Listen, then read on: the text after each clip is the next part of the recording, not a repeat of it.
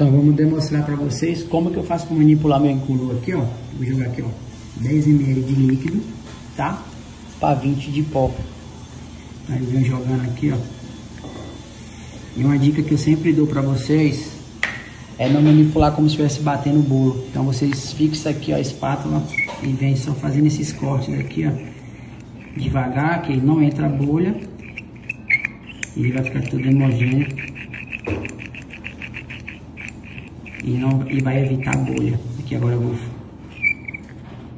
vou fechar, dou aquela leve batidinha, fecho e espero ali o tempo correto, beleza?